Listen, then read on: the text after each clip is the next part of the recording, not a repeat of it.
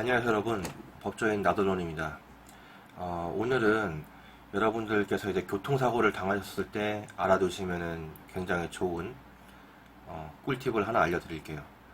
물론 뭐 교통사고로 인해서는 보통 다 보험 처리하고 맛있지만, 저같이 저번에 올렸던 영상과 같이 그렇게 억울한 경우에는 본인이 소송하시기도 하고 뭐 변호사분을 사셔서 하시기도 하겠지만, 어쨌든 알아두시면은 도움이 많이 될 겁니다.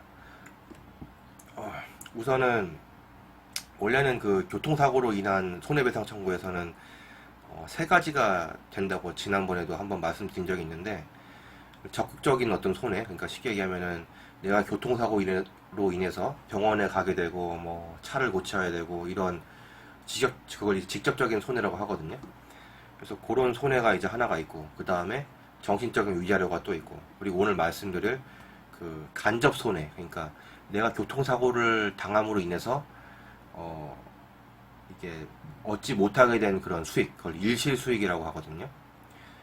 일실수익은 여러 가지가 있어요. 뭐 예를 들어서 교통사고로 뭐 예전에 저기 뭐 강원래 씨가 그렇게 불의의 교통사고로 인해서 이제 하반신 마비가 와서 이제 좀 그렇게 좀 안타까운 케이스가 있는데, 그런 경우에도 이제 일실수익을 보험사에서 제대로 인정을 안 해주니까 결국에는 이제 판결로 가서, 제가 알기로는 그 당시 한 24억인가? 그 당시 돈을 한 24억 정도를 그 향후 만약에 사고를 당하지 않았으면은 강원래 씨가 그 벌어들일 수 있었던 어떤 수익으로 쳐서 이렇게 지급을 받은 걸로 알고 있습니다. 어쨌든간 중요한 거는, 교통사고는 이렇게 직접 사고 나서 다치는 것도 문제가 되지만 그 후유 장애로 인해서 앞으로 내가 원래는 벌어야 됐던 그런 벌 수 있었던 그런 금액을 못 벌어들이는 결과가 나오기도 하잖아요. 그런 것도 다 이제 손해배상을 받아야죠. 예를 들어서 뭐 내가 직장인인 경우에는 그 해당 기간 동안 입원을 해서 그 월급을 못 받은 그런 것도 피해가 되겠죠. 근데 여기서는 지금 오늘 제가 말씀드리고자 하는 거는 노동력 상실이 따라올 수 있다는 거예요. 일종의 후유장애죠. 그래서 장애 등급을 또 받게 되고, 또 노동력을 얼마나 이렇게 상실했는지 이런 것도 다 신체 감정 같은 것들을 통해서 결국에는 판정을 받게 되는 거거든요. 중요한 거는 이제 그 판정하는 이제 그 방식이 있어요.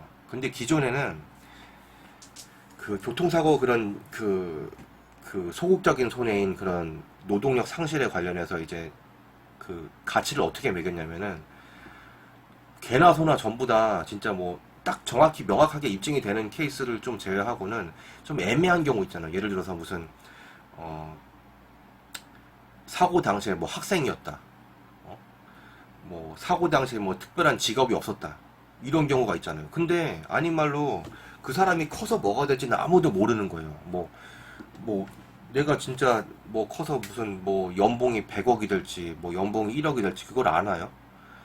근데도 불구하고 이제 법에서는 보통 그거를 계산을 어떻게 했냐면은, 무조건 전부 다 그냥 노가다 맨으로 다 치고 그냥 그렇게 일당으로 해갖고 이제 계산을 많이 했었어요.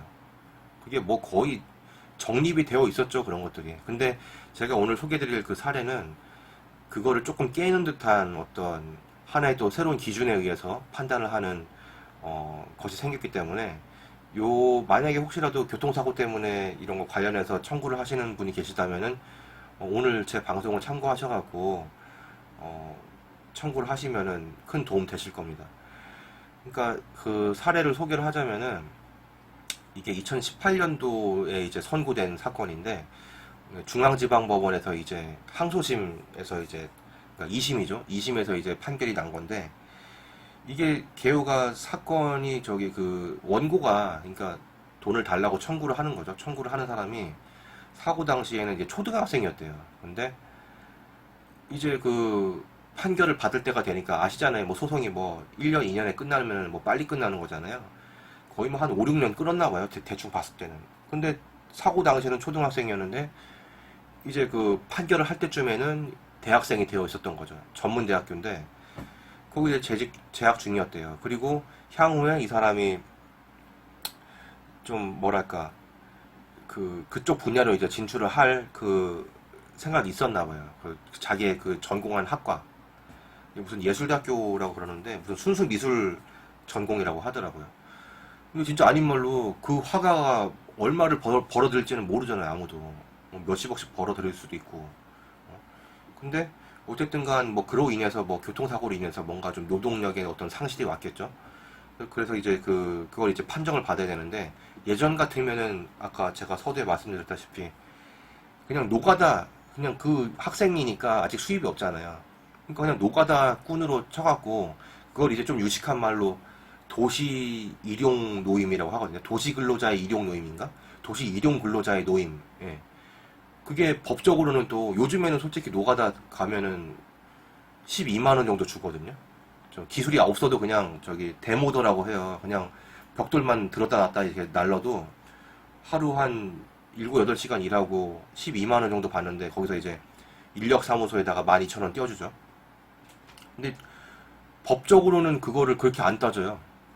그게 되게 신기하잖아요. 법적으로도 따지는 또 돈이 또 따로 있어요. 근데 그게 제가 알기로 몇 년 전까지만 해도 그게 도시 근로자 일용 노임이 6만 한 5천 원대인가요? 하여튼 그거밖에 안 됐어요. 또 무슨 산정하는 방법이 그두 가지, 크게 대표적인 게 두 가지가 있는데, 하나는 기억이 나요. 맥브라이드 무슨 계산법인가 하여튼 뭐 그거 하고, 또 하나는 또 다른 방법이 있는데, 어쨌든 간 돈을 적게 해주는 식으로 계산을 그동안 쭉 해오는 어떤 모종의 관례 같은 게 있었어요. 그러니까 내가 앞으로 뭘 할지에 상관없이 그냥 나는 향후에 노가다로 먹고 산다고 가정을 해갖고 그거를 60세까지 뭐 65세까지 계산하는 게 그게 되게 억울하잖아요.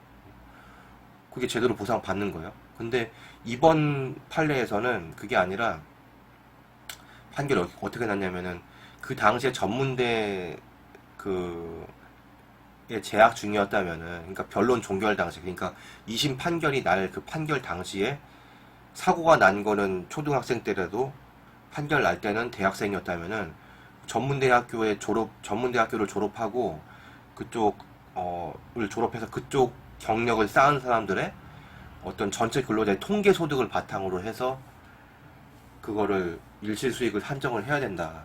당연히 일용 근로자보다는 높겠죠. 다만 그게 뭐 일당으로 따져서 한 3, 4만 원만 차이가 나도 보통 한 달을 22일 정도 가동한다고 생각을 하고 이제 계산을 하거든요. 곱해봐요. 그럼 그거를 요즘에는 그 법적으로는 이제 그 법제화된 정년은 60세인데 판례에서는 지금 65세까지 정년으로 쳐줍니다. 쉽게 얘기하면은 이거를 쭉 그 생활을, 그러니까 도시 일용 노임이나 뭐 아니면은 뭐 지금 이렇게 일시수익을 산정하는 데 있어서는 65세까지 가동했을 때 그 수익을 계산을 하는 거예요. 예를 들어 갖고 내가 20세인데 사고를 당했는데 뭐 내 일당이 10만 원으로 계산이 되고 그게 65세까지 인정이 된다고 쳐봐요. 그러면은 한 달은 이제 보통 22일로 치니까, 그러면은 10만 곱하기 22 곱하기 12 하면 그게 1년치잖아요. 거기다가 지금 65에서 24를 빼면은 45를 곱해봐요. 돈이 엄청나다고요. 그러니까 만 원, 2만 원 차이가 굉장히 큰 차이가 난다는 얘기죠. 어쨌든 간 그 기존에 굉장히 좀 불합리적인 어떤 기준을 바탕으로 이제 좀 교통사고 일시수익을 계산을 했다면은, 이제는 좀 하나의 새로운 또 판례 기준이 생긴 거죠. 이게 뭐 아직은 항소심이니까 뭐 대법원의 판단을 또 받아볼 수도 있는 거겠지만, 어쨌거나 이게 그냥 그대로 확정될 가능성도 굉장히 크거든요. 굉장히 합리적이잖아요.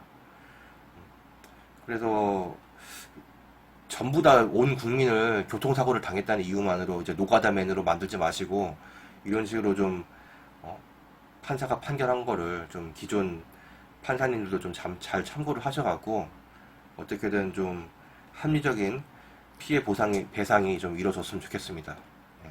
오늘 그게 제 요지예요. 예. 어쨌든 교통사고 당하지도 말고 교통사고 내지도 말자. 소송은 하지도 말고 당하지도 말자. 이게 제 지론입니다. 예. 저는 또 다음 시간에 찾아뵙겠습니다. 감사합니다.